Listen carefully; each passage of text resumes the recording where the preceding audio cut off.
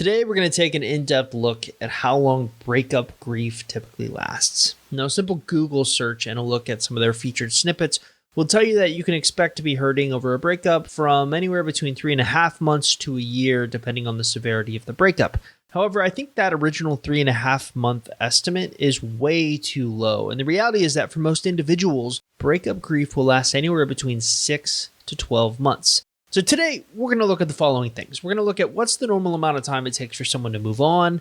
We're going to take a look at the rebound question, the men versus women question, and what type of a breakup you're typically dealing with when it comes to breakup grief and how long it's going to last and how each of these factors impact the time frame. So there's a lot to talk about. So let's dive in. So what's the normal amount of time it takes for someone to move on? Well, last week, I actually conducted an interesting study taking a look at if it's normal for exes to move on quickly after a breakup. Not an exact answer to the grieving question per se. After all, you can still grieve over someone even after you moved on to someone else. However, I find it's pretty relevant to look at the question and this answer because it really gives us a time frame on how long most people actually grieve breakups before getting over there. There's actually not a ton of research out there on this. However, I did actually stumble across this article from Bustle, of all places, which isn't exactly the best resource. It's not like a Psychology Today or an actual report or website coming from a university. But a PhD or doctor or psychologist actually did answer, and I thought they had something poignant to say about the breakup grieving time. So here's what they had to say. This is from Alexis Nicole White. Many times, people are ready to start seriously dating anywhere from 6 months to a year after a major breakup, but it still largely depends on the length of time they spent in the relationship. So on average, it's taking people anywhere from 6 to 12 months to move on from a breakup, to get over the grief associated with it. Interestingly, that's quite a bit longer than the widely accepted 3.5 month time frame, and is actually more in line with what we've been seeing among our own client base. But never one to be stopped, I decided to dig a bit deeper into this question and look at rebound relationships. And really that brought up the rebound question. What's the terrible advice that people jokingly give? You know, the best way to get over an ex is to get under them. You can't see me now, but I'm literally rolling my eyes and gagging. But weirdly, research has shown that one of the best ways to handle grief, contrary to popular belief, may be to go on the rebound. Not to get into a relationship where you start sleeping around, but to actually go on the rebound.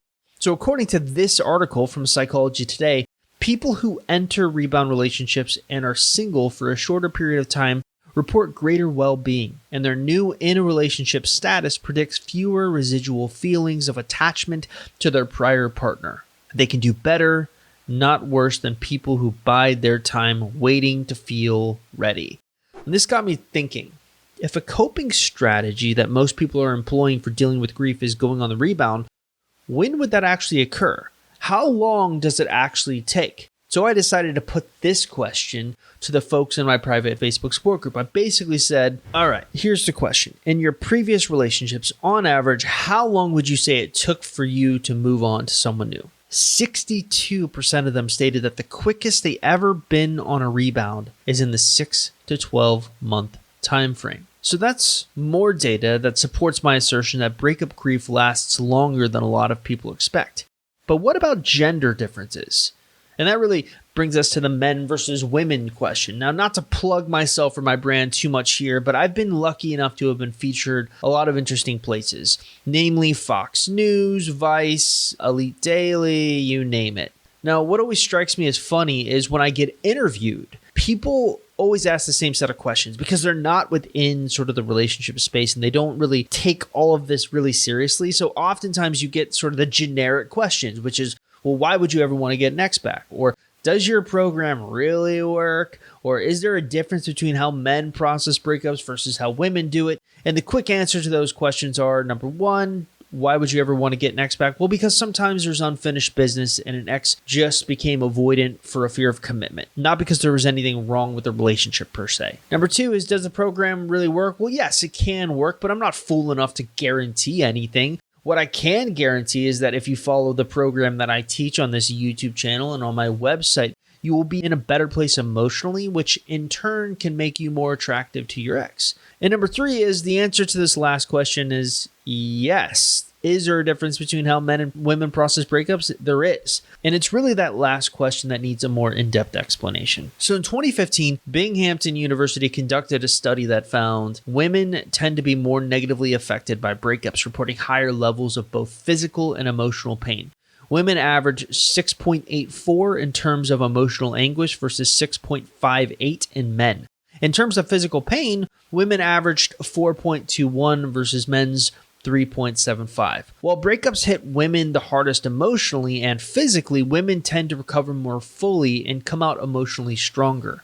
Men, on the other hand, never fully recover. They simply move on. So cutting all the fancy speak off and focusing only on the results, women tend to grieve more visibly at the beginning of a breakup, while men keep their feelings inside. Both genders ultimately grieve, but one has a better coping mechanism for it than the other. Women, because they deal with their emotions more head on, if you will, they eventually come out of breakups stronger.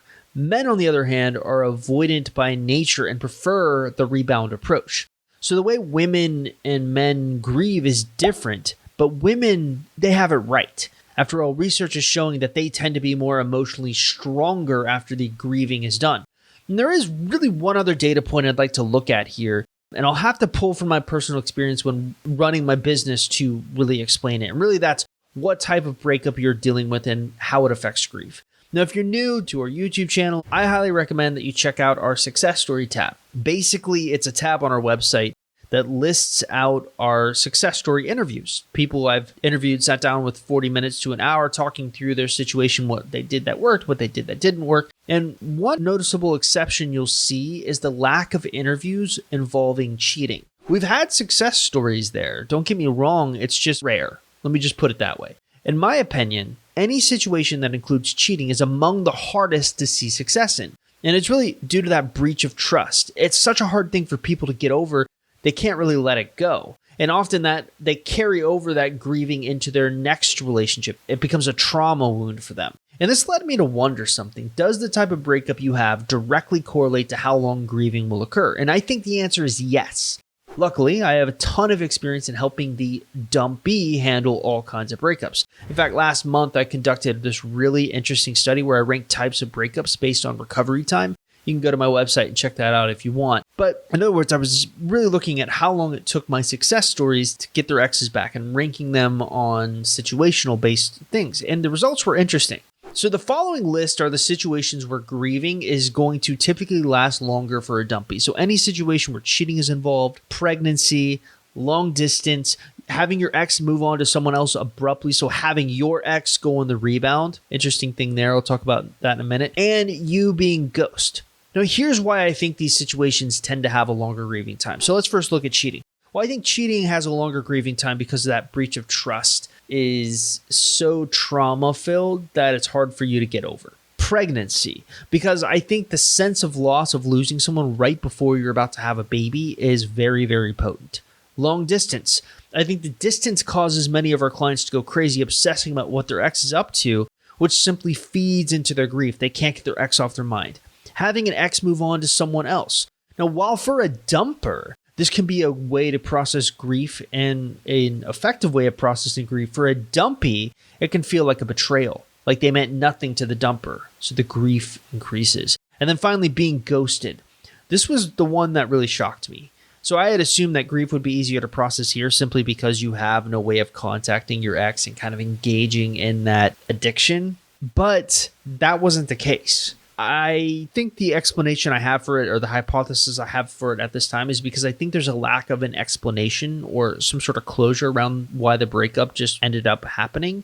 And it causes you to focus more on the why, and it plays into your grief. Now, as you can see, the question on how long breakup grief will last is really nuanced and complicated. So I think the general rule I would take for most people is think that breakup grief is going to last anywhere between 6 months on the low end or 12 months on the high end. But depending on where you fall in these factors, depending on, if you're on the rebound, depending on if you're a male versus a female and your coping mechanism. And I think really that's the difference between how men and women handle breakups. They cope with them differently.